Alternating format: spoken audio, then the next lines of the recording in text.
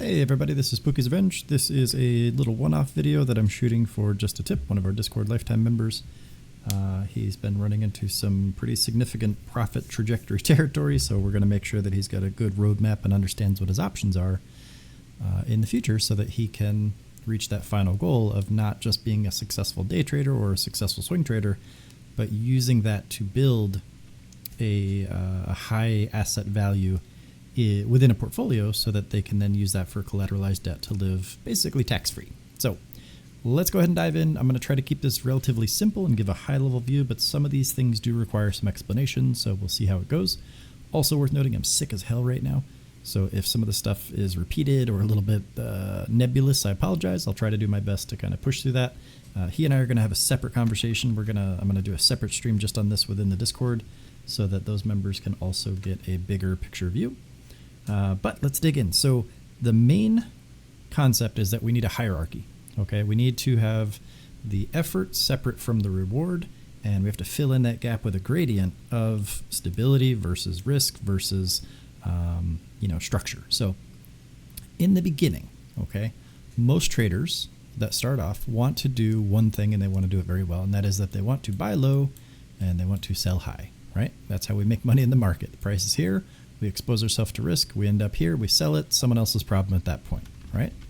That should, in theory, result in one of two outcomes, and we either control it or we don't. So we're either very efficient and we are net profitable, or we are inefficient and we're net negative. So when we make a profit, let me switch to the arrow for this part.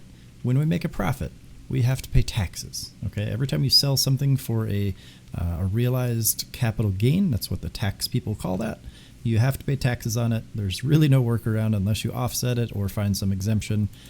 So if I buy a low float crap stock and I sell it $2 higher than I bought it, that's a short-term capital gain. If I sold it within the year, I just have to take the hit on that. I have to pay taxes, right?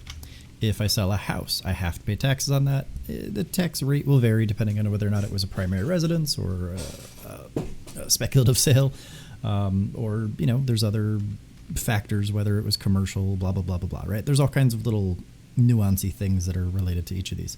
If I buy a company like IBM and I hold it longer than a year, and then I sell some shares, then my tax rate is lower because it's a long-term capital gain. So there's different rates at which we're taxed, and that's important to consider when we're building out our goal, where ideally we don't really have to sell anything other than passive options maybe.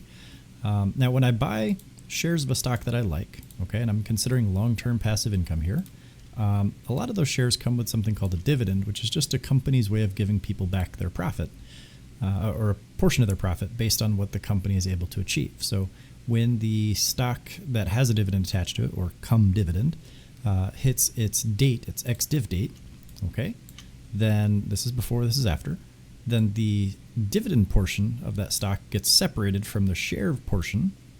Okay, and this becomes a cash payout at a later date, and you keep this share. This stays in your portfolio. You just get this little cash portion later on, and that is a taxable event as well because dividends are taxed. Okay, now with that said, if you're holding a quality company and you've held it for longer than 6 months, blah blah blah, certain conditions have to be met, and it will become a qualified dividend versus an ordinary dividend. So one is taxed higher, one is taxed lower.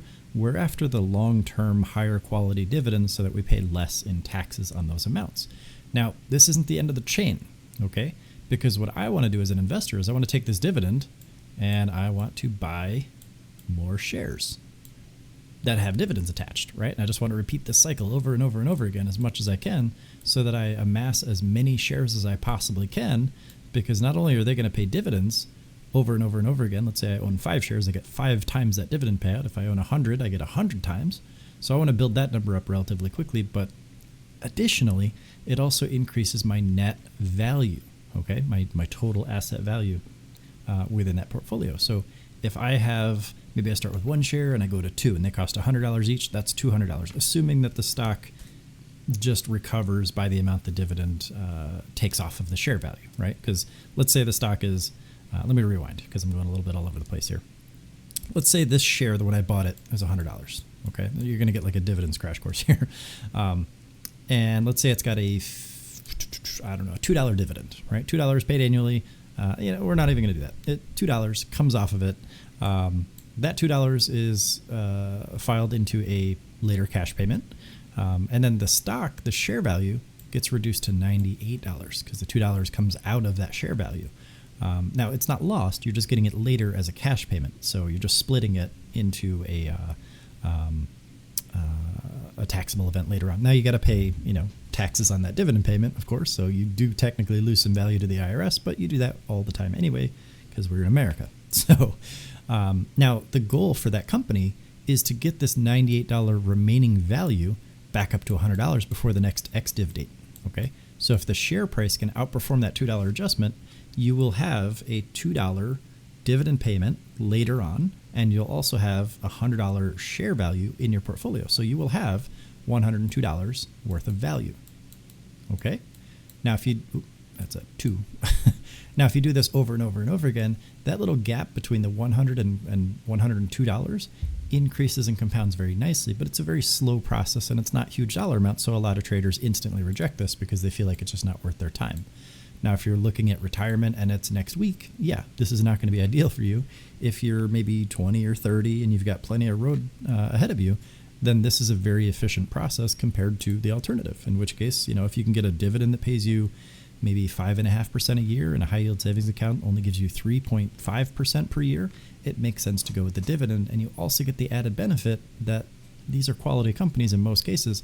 So the underlying share value is also increasing in the dividend as a percentage payment. So if you pick good companies, this can be a lot more efficient than just buying or just putting your money into a bank account, or you could potentially outperform inflation as well. I do it pretty regularly. I get like 12 to 30% every year, but it's a little bit deeper than that because you have to structure a portfolio a certain way and blah blah blah blah blah. So for the sake of not getting too off topic here, when you buy a dividend stock, you trigger a taxable event when you separate the dividend payment from the share. And then the share then has the burden of recovering from that adjustment. So if it can do that, you get the share value as well as the dividend payment on top of that, and that can compound very nicely because you can then buy more shares at that same price. Okay? So, but either way, that's a taxable event that you have to pay taxes on. That's not where you're going to get most of your income as you're a developing trader. This is kind of the end result of where you want to pool those resources. So if I just erase this, okay, here's typically what we want to do in most cases, right? You want to find some sort of strategy that helps you, whether it's day trading, swing trading, just passive options. It doesn't really matter what the end goal is. As long as you can make money consistently and you found a way to trim it consistently and make sure the government gets their cut, obviously, because you don't want to make them mad. They're very angry all the time. Actually, it's not that bad, but either way. Let's say you are a new trader and you want to just kind of test your skills and you're able to get your account up a little bit over and over and over again. I'm going to go ahead and do this a couple times here just so you guys can kind of see what I'm drawing.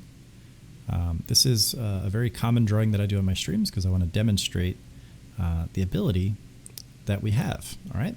So let's say just for example here, I'm going to keep this super small, $300 up to $400. Okay.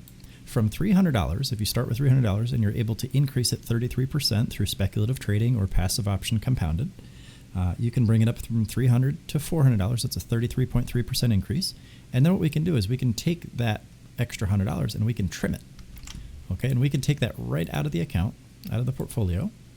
Okay, so we take $100 and we set it over here. We're right back to $300, and we know that we can bring it up to $400, so we do it again, right?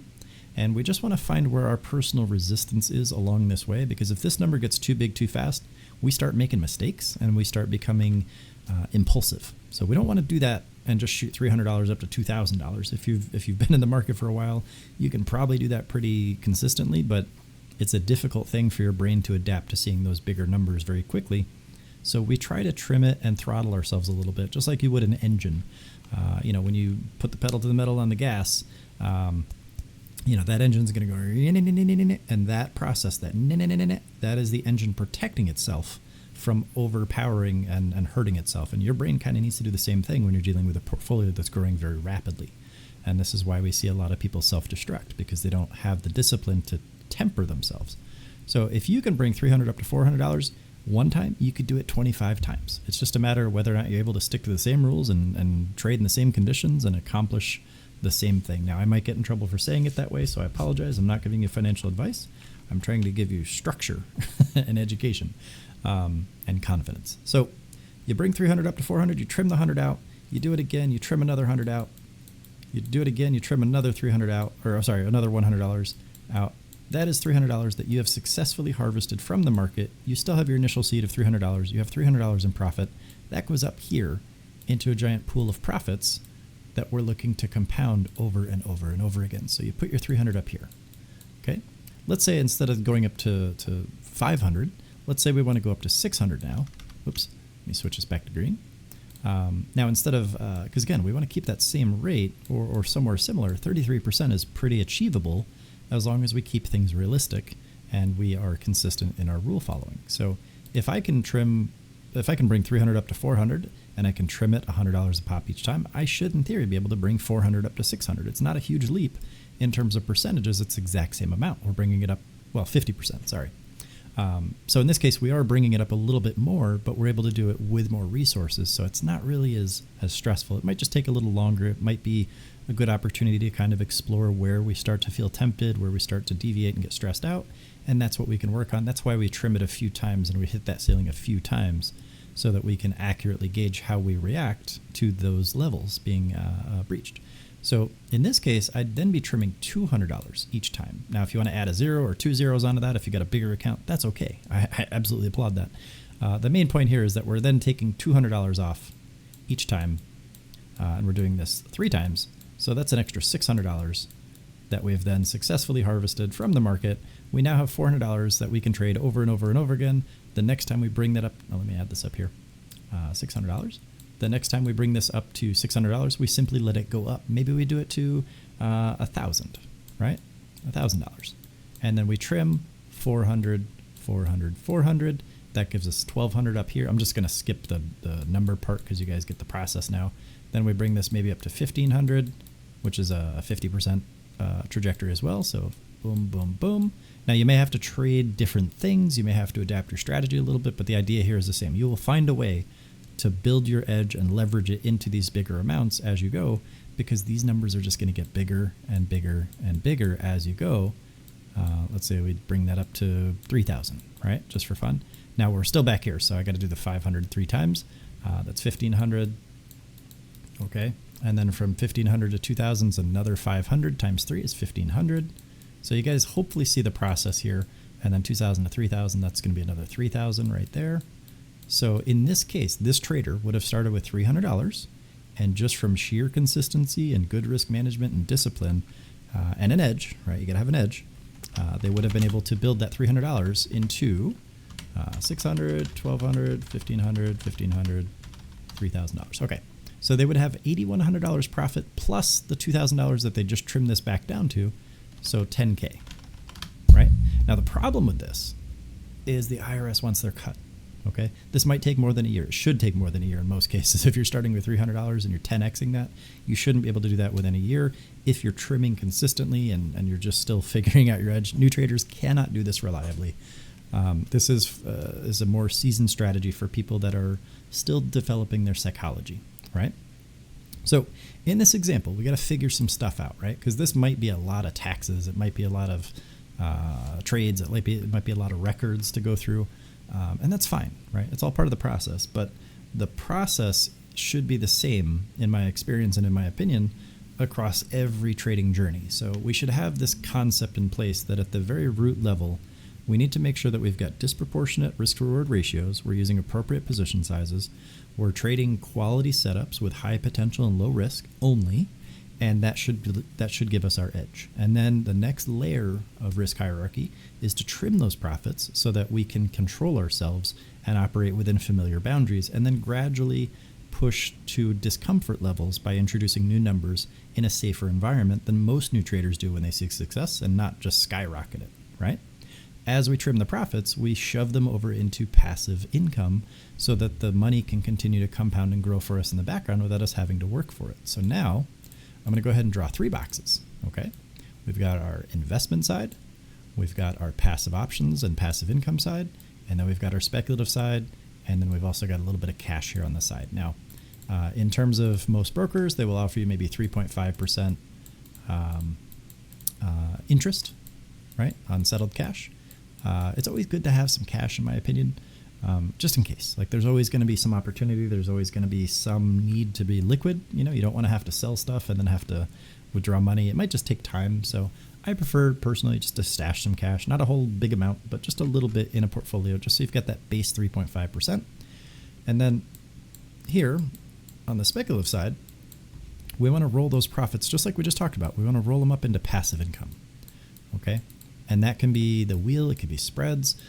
It could be just income dividend positions rather than growth dividend positions. Sorry.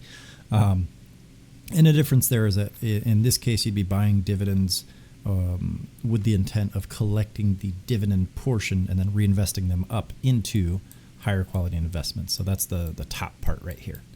Okay. So this is the landing place for all of our money. We want to put it all in here if we want to follow this kind of structures, because this is going to be the most stable, the most generative portion of your wealth, right? And in this case, if you're not good at speculation, maybe you don't have the ability to speculate, and that's okay, right? You can cut that portion out completely. You can just put your consistent contributions into passive income if you don't want to do the grind, quote unquote, the grind. It shouldn't be a grind. It should be a very simple process where you're just managing risk. You're identifying very simply high quality, high potential, low risk setups, and you're just pushing buttons when you're supposed to push buttons, and you're just getting in and out appropriately. This shouldn't be a religious experience. I'll leave it at that. But for many people it is, and I hate seeing it, but it's a data entry job at best, okay? Not a lifestyle. If you're good at speculation, this will speed up the passive income growth, right? If you're good at passive income, it'll speed up the investment growth. So it trickles upwards. If you're good at cash generating outside the market, it will speed up the speculation as long as you're good at that, as long as you're good at that and that. But the main point here isn't to just buy a bunch of dividend stocks and hold them, because eventually you're going to need income. And until you're up in maybe the $15 million range, that income might not be that great. So a lot of people are going to run into a bigger wall there, in that they're going to have all these assets and they're going to want a lifestyle that matches that. But it might be very difficult to achieve that if you don't sell your stuff. So you have to sell stuff. And guess what happens when we sell stuff? We trigger a taxable event, right? Even if it's long term, you're still taxed at like 10%. But I think we can find a better deal. So instead of amassing that huge portfolio, right, your massive total asset value, right, total account value, and then selling stuff, right, this is bleh. We don't want to do that. We want to keep everything that we've worked so hard for and that we've been very deliberate about compiling, because then you're also going to pay taxes on that, and that sucks. So instead what we can do is we can build out a huge portfolio, and we can keep those assets, and we can use them as collateral for something known as an S block, a securities backed line of credit. And basically what that is, it's a lot like a HELOC if you've ever taken out a home loan, is you're just using the value of your portfolio as collateral to take out a line of credit with a specialized lender. I personally, I don't want to use a recommend. I'm familiar with Morgan Stanley. And this is also why it's important to maintain a high credit score, even if you don't feel like you're going to borrow again. Debt is the best way forward for wealth, because debt has a special property in that it is tax-free in most cases. I can't say that as a 100% rule, but in 99.999% of the times, debt is tax-free, and that's why wealthy people live on debt. They don't use sales and capital gains to maintain their wealth. They use debt. So if we take out, let's just throw some numbers in here, right? Let's say we've got a $12 million portfolio, okay? And we take out a securities backed line of credit. We're borrowing up to some amount that we can draw against. So in this case, let's say we do 150K, right? So a very small number here. Typically this would be, let me rewind because I'm going too fast. The specialized lenders will typically allow you to borrow up to 70 or 80% of your collateral. And I never want to do that. That's way too much money. It's way too much potential for chaos. So instead, what we can do is we can keep it below a 10 to 15% LTV, or loan to value ratio, just like a HELOC. And in this case, that would be about 240K for 20%. So if we bring that down, this is kind of in the lower to, this is an ideal range personally. And I think most people can typically live pretty comfortably on 150K a year. Now, I want to be very clear about something. If you default on this loan, they don't keep all $12 million, okay? They're only authorized to sell what they need to recover their portion. So you don't have to worry about losing everything if something does go wrong, or if you get devastated. Let's say the market crashes off and you lose a whole bunch of money in the market. If for some reason some condition is violated in the securities-backed line of credit, they're only authorized to sell what they need to cover your portion of their obligation. So, but again, it's neither here nor there. It's not something that I worry about personally because I have backups to backups. So in this case, we've got a large portfolio. We take out this line of credit and we borrow maybe $150K for the year, right? Now, the specialized lender might give you a really sweet loan, a really sweet rate of 3%, right? Now, if we compare that to, let's say we put all $12 million to work in the market and let's achieve let's say a 1%, right? A 1% rate, which would be 1.2 million, right? 1.2 million. You're not outperforming inflation on that, but that's okay, right? You're just looking to live at this point. And let's say it's long-term capital gain. We're going to give you the best possible advantage here. You're going to pay 10% tax on that, okay? Okay. Long-term capital gain. Okay. That's $120K a year that you're paying just in taxes. Okay. 3% of $150K is $4,500. Okay. That is nothing compared to $120K in terms of your obligation. And the cool part is this requires selling your assets directly. You have to buy and sell stuff directly to the market. And you have to hold more than a year. So you're less liquid in this case. So it's very sticky. It's a very difficult process to be in because you have to find that balance of, oh, sure, I've got all this money and I've got all these shares and I've got this big, this wealth value, but it's very constricting. It sucks. It's not a fun place to be with that kind of money hanging over your head because, like I said, anything can go wrong. And if you're looking for that lower tax rate, you're buying with the intent to sell these more than a year down the road.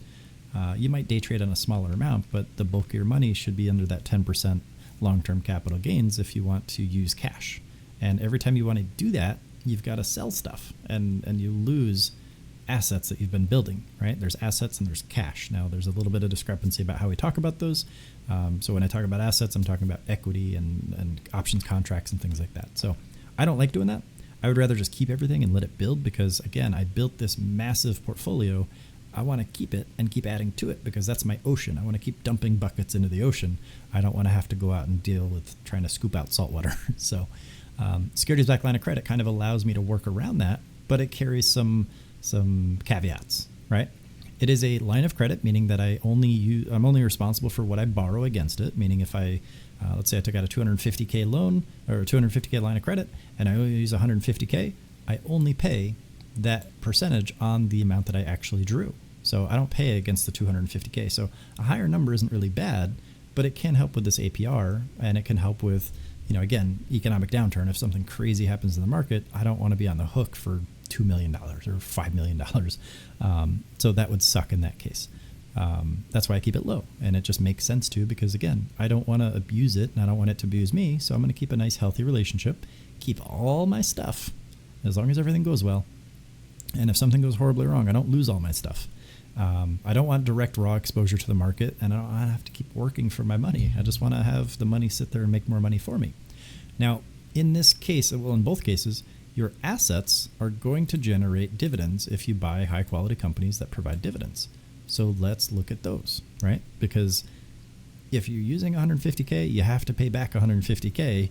Otherwise, you keep that line of credit open, and then you're also paying the APR on that. So you can very easily cover the interest rate with dividend positions. Because let's say you've got $12 million. Let's say they yield, 200K a year, right? Which isn't too far out, right? Let's do the math on that. So 200K divided by, right? Not that bad of a percentage, 1.6%. You can very easily do that with many, many dividend positions. But let's say that this is your, let's say that they're qualified. So let's say you get 10% tax on that as well. So 10% tax on the 200K dividends. is equal to 20K, right? So you got to pay 20K in taxes. You get 180K in cash, right?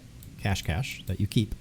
And then you got to pay this 4,500, okay? And you still got to pay the 150K that you lived on. So guess what happens? Your net profit for the year is 30K. And you didn't have to work for it. It's passive money. You had to pay a little, well, I guess it'd be 25 or 26, whatever that number is. Sorry, I'm super loopy right now. So 25.5 would be your net profit, because I forgot to take the payment out here.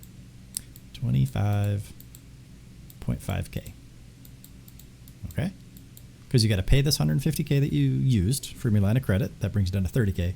Then you got to bring this and pay the bank their interest rate on that 150K. So you're at 25.5K. Now, that's not bad. It's not going to be a new house in that first year. But the cool part is here is you've kept all your assets. You kept all $12 million, which in theory is growing as well on the unrealized side, because if you have $12 million worth of stock, and they're all quality stocks and they're offering you dividends and all that, and you're running passive options against it, you're going to have some tax burden on that if you do that. So we're just looking at kind of the dividend side of it right now. But if you got $12 million and they're quality companies, by the end of the year, that might be up to maybe 14, 13, somewhere in there. So you're gaining maybe only 500K, right? You're still gaining something unrealized. So those shares are still sitting in your portfolio. They're still gaining value. They're still growing, which isn't talked about right now because we're just talking about the tax implication. So this number here will also go up over time, which means that this end result here will go up over time because your expense number, the line of credit that you're borrowing on, that number doesn't go up unless, the cost of living, obviously. But again, you're going to be pretty comfortable in most cases with 150K a year. And more importantly, you're walking away with a net profit, whereas the other person that took out this 10% long-term capital gains, they just kept buying and selling stuff all year. They're going to pay 120K on their 1.2 million that they made. I don't want to do all that. They're going to walk away with a bigger profit, yes, but they're also going to be super stressed out. They have a lot more risk exposure. It's going to be a lot crazier. We're able to do this and walk away with a net profit and have all our expenses covered and get a better rate and not pay taxes. So this is why wealthy people do this stuff. And the coolest part is that once you figured this out, let me erase this real quick.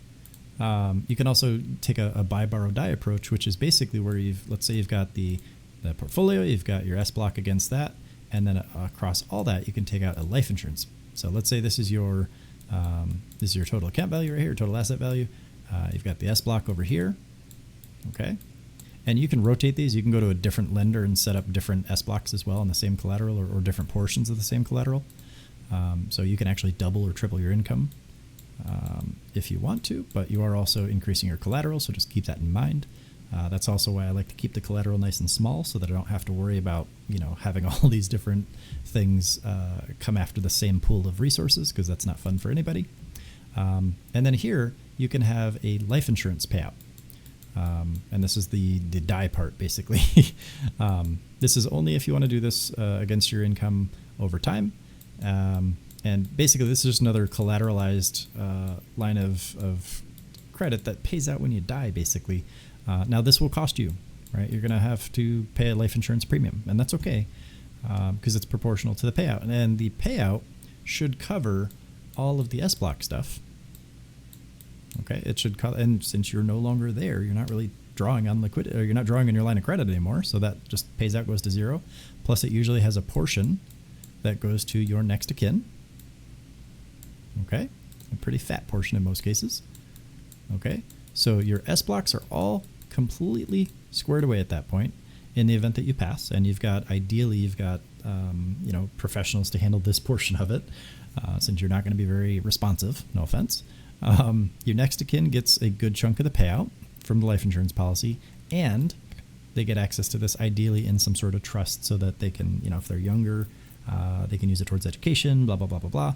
All that good stuff will still be in place, and nothing really about this process should dictate you doing that any differently. You should still have all the wealth management principles that we talk about in the live stream and the lifetime coaching program.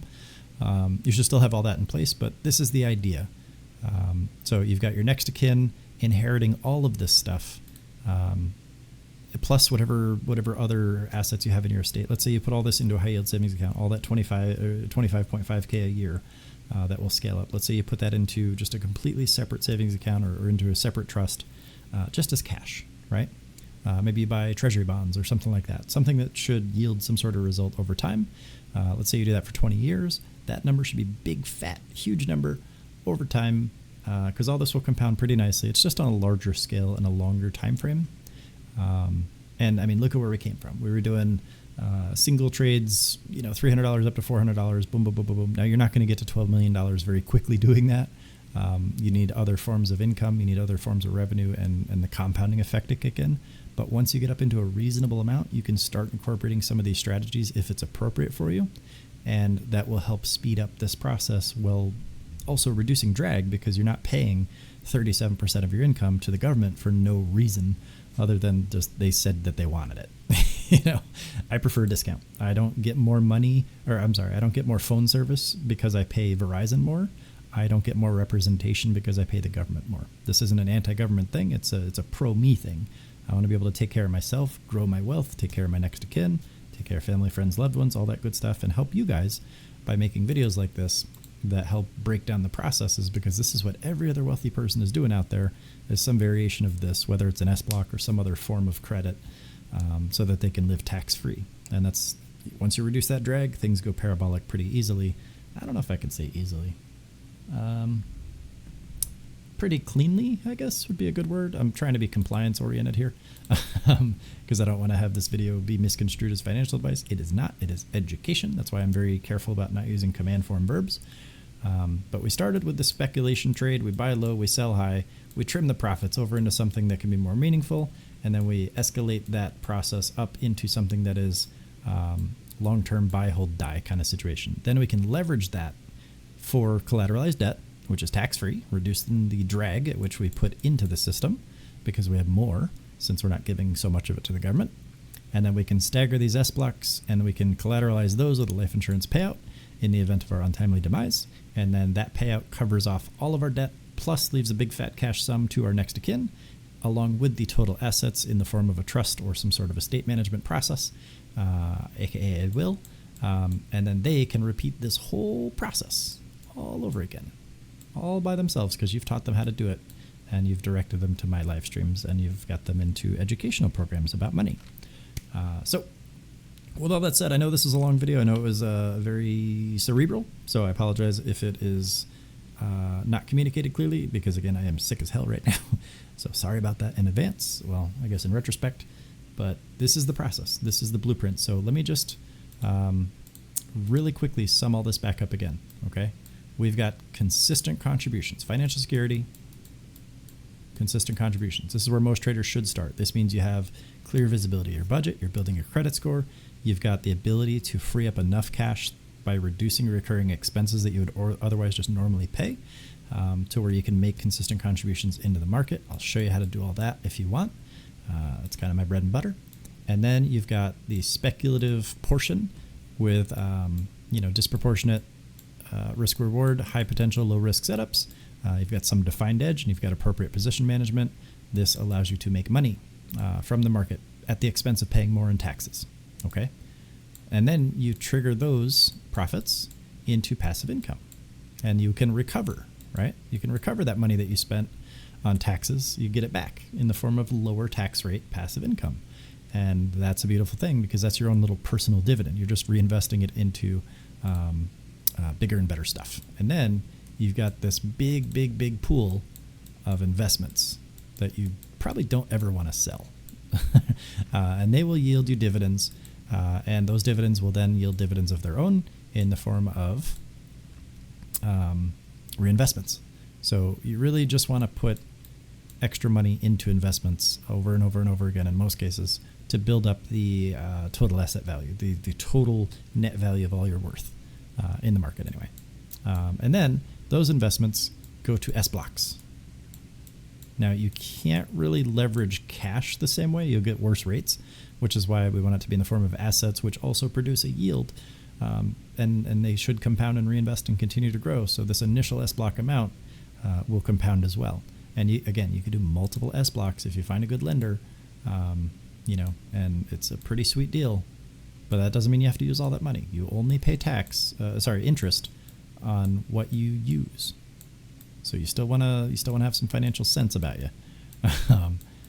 And then as you continue to grow and to make more, then those S blocks will also increase the amount that they pay you yearly, and then they'll be pretty nice as well. And then again, in the event of your untimely demise, we've got this big filter of life insurance collateral payment, basically, and that's the life insurance payout.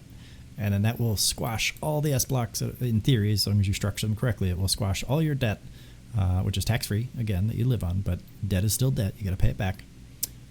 We've covered the fact that the dividends from the longer-term investment are enough to cover their own taxes, as well as the interest, the APR, as long as you get a good rate from the specialized lender like Morgan Stanley.